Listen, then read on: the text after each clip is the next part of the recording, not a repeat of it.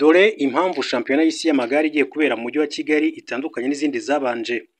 Kuva kuri iki cyumweru tariki 21 Nzeri 2024, umujyi wa Kigali urakora amateka ya mbere yo kuba uwa mbere wo muri Afurika wakiriye shampiyona y'isi y'amagare, aho irushanwa ry'uyu mwaka rigomba kumara iminsi 8 rigitezwemo abakinnyi bagera kuri 918 baturutse mu bihugu 110.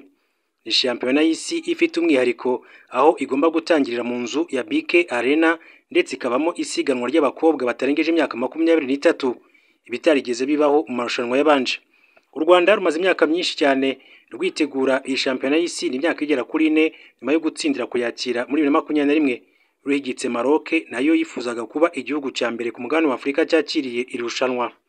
Ni Ihumure TV, reba mu kuboko kw'iburyo ahanditse ijambo subscribe cyangwa se s'abonner, ukande kunzogera kugira ngo tukimara gutunga amakuru yacu ndetse n'ibiganiro byacu bijye bita bikugeraho. Twibanda ku makuru y'ubukungu ndetse n'amakuru y'ubukamana. Abasesenguzi b'umukino w'amagare bemeza ko uyu mwaka ariwo uzaba ugoranye ku bakinnyi bitabira amasiganwa atandukanye ya shampiyona y'isi, ndetse impamvu ya mbere ni imisozi y'i Kigali ishobora gukora ikinyuranyo. Ni ku nshuro ya 98 hagiye gukinwa shampiyona y'isi y'amagare, ubwa mbere muri Afurika ndetse bikaba no ku nshuro ya 12 hanze y'umugabane w'Uburayi.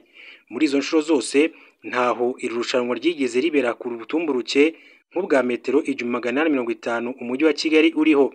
Byiyongeraho kandi ko nk'umujyi uri mu gihugu cy'imisozi, Kigali nayo igizwe n'imihanda ikunda kugora abakinnyi bakina amarushanwa y'amagare. Umwe mu izagarukaho cyane muri Kigali muri shampiyona y'isi y'amagare 2025 ni uwahazwi nka Norvège, aho abakinnyi bazazamuka metero 5475 kuva kuri Ruriba kugeza hejuru kuri Mont Kigali mbere yo kumanuka berekeza i Nyamirambo.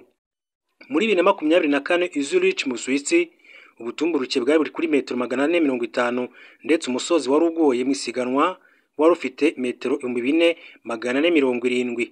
Ni ukuvuga ko harimo ikinyuranyo cya metero 1005 ugereranyije n'uko bizaba bimeze i Kigali mu Rwanda.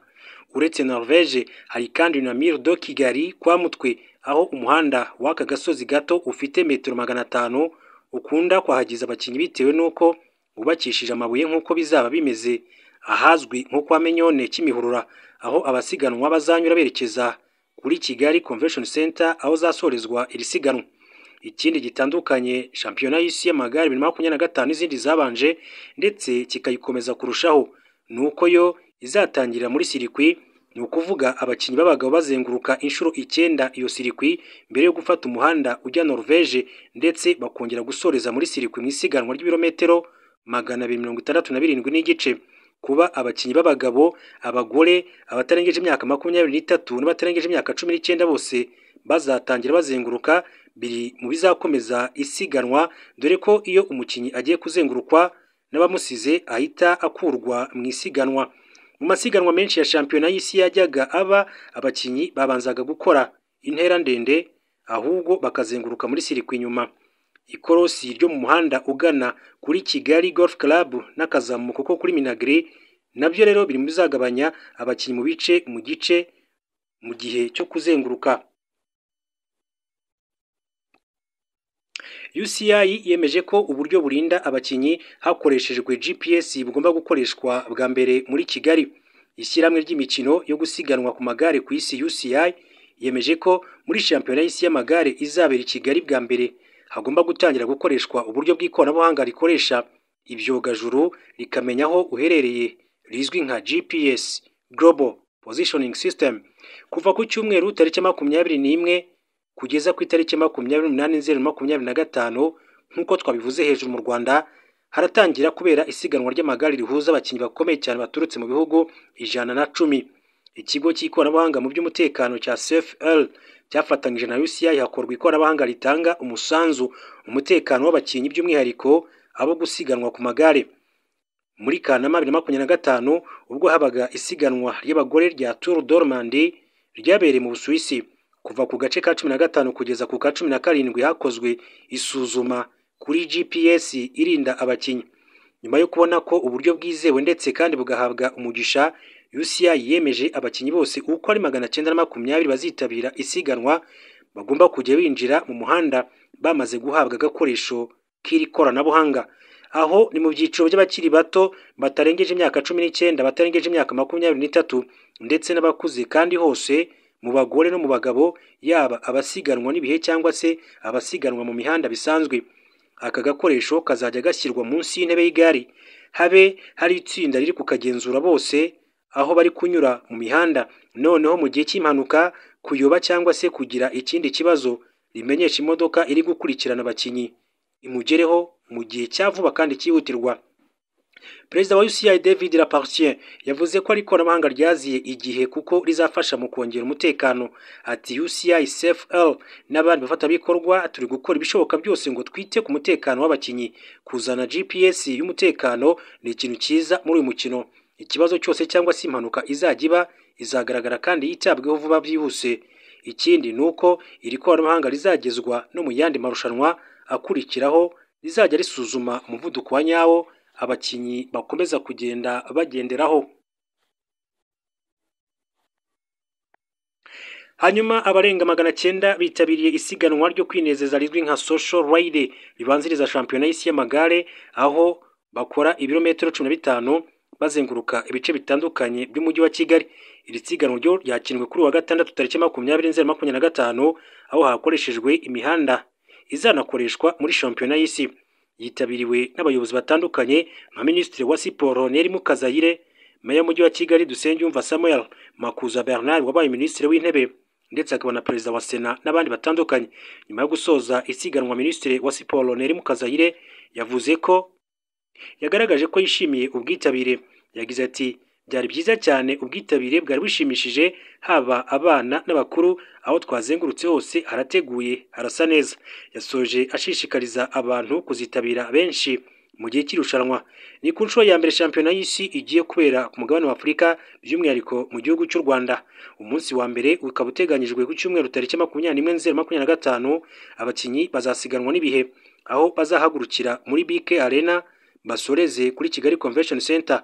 Ni ku nshuro ya mbere kandi iri siganwa rizatangirira mu nzu isakaye kuva ryaba.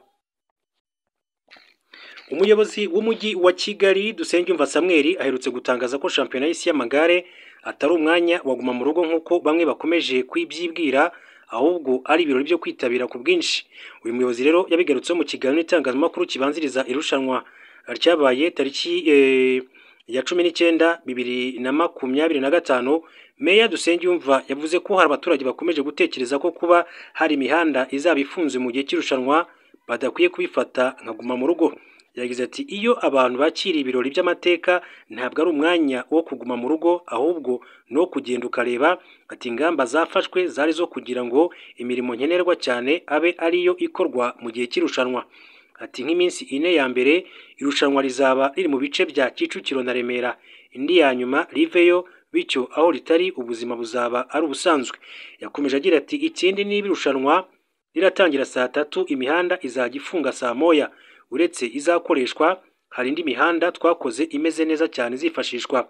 Meya Dusengiyumva Samuel yasoje akangurira abikorera kwitegura neza kuzakira abashyitsi benshi bari mu mujyi wa Kigali. Yagize ati turakangurira abikorera gukora cyane kuko dufite abashyitsi benshi cyane mu mujyi wa Kigali. Uyu ni umwanya wo gukora ibikorwa bishimishije, niyo mpamvu n'ubuyobozi bwongereye amasaha yo gukora kugira ngo dufashe abashyitsi bacu kumererwa neza mu mujyi wa Kigali. Ku munsi wa mbere amagare haragurukira kuri BK Arena mu nyubako yerekeze kuri Mike, bazakomereza kuri Simba ya Kimironko, bakatire kwa Rwahama, bakomereze kwa Rando, bagaruke kuri Prince House, aho nibahagera bazagaruka Sonatube, bazamukire Kicukiro Centre, bakomereze i Nyanza, baharenge bagere i Gahanga. Mbere yuko bagera ku kiraro cyerekeza i Bugesera, bazakatira kuri station ya Lisansi Oryx, bongere kandi bagaruke mu muhanda uberekeza mu Kanogo, bazamukire kwa Minyone. Uwo muhanda wubakishije amabuye bazawunyuramo bakatire ku Kabindi mbere yo gusoreza kuri Kigali Convention Center. Uyu muhanda uzakoreshwa iminsi 4 yikurikiranya guhera ku cyumweru tariki 21/2025 kugeza ku itariki 24/2025. Uzaba uberamo icyiciro cy'abasiganwa n'ibihe ku bakinnyi ku giti cyabo, abasiganwa n'ibihe nk'abakinnyi ku makipe.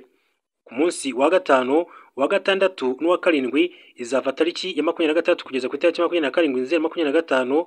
Amagare azagaruka kuri Kigali Convention Center anyure ku Gishushu afate Nyarutarama mu Kabuga amanukire kuri Kigali Golf Resort and Villa agane kwa Nyagahene azamukire Minagri akatire kuri ambasade y'Ubuholandi ace munsi ya KBC anyure Kimicanga azamuke ku muhanda w'amabuye wo kwa Minyone asubira Kigali Convention Center. Uyu kandi niwo uzakoreshwa ku munsi wa nyuma uzaba tariki 28 Nzeri. Gusa nibamara kuzenguruka inshuro 9 bazagera Kimicanga bakomereze Sopetrade bamanukire Nyabugogo bakomereze kuri Ruriba bazamukire Norvège. Amagare najya Norvège azamanukira Nyamirambo kuri Tapi Rouge yerekeza Inyakabanda azamuke kwa Mutwe, nyuma yaho azakatira kuri Onatracom amanukire ahahoze gereza ya 1930 anyure mu ihuriro ry'imihanda mu mujyi yerekeze Kigali Convention Center anyuze kwa Minyone. Nanone muri rusange rero irushanwa rizitabirwa n'abakinnyi 918 baturutse mu bihugu 110 ku nshuro ya mbere mu mateka. Irisiganwa rizatangira kandi mu nzu isakaye aho ku cyumweru ugomba gutangira muri BK Arena.